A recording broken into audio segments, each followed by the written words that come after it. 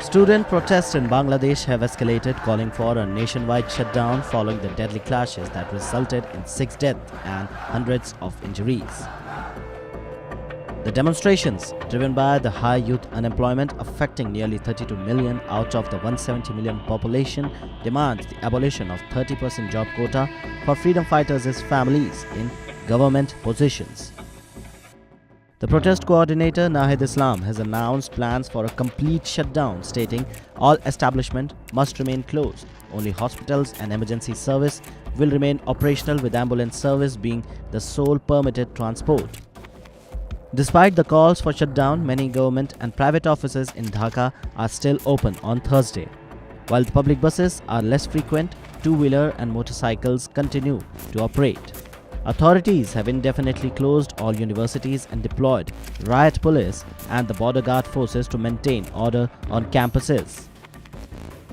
These protests marks the first significant challenge to Prime Minister Sheikh Hasina's government since her fourth consecutive victory in January, which the opposition party Bangladesh Nationalist Party BNP boycotted.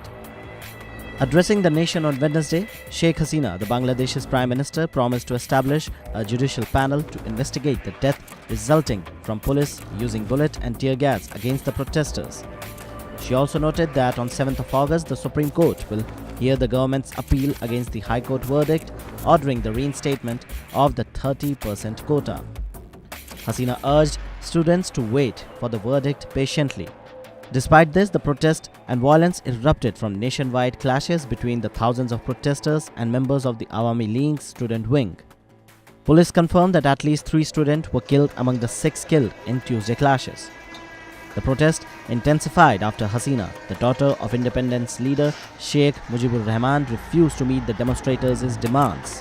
The stance has drawn criticism from right groups like Amnesty International as well as the United Nations and United States, who have called on Bangladesh to protect the peaceful protesters. This ongoing unrest highlights the deep-seated issues of unemployment and political representation in Bangladesh. As the country grapples with these challenges, the government faces mounting pressure to address these concerns of youth population while maintaining stability.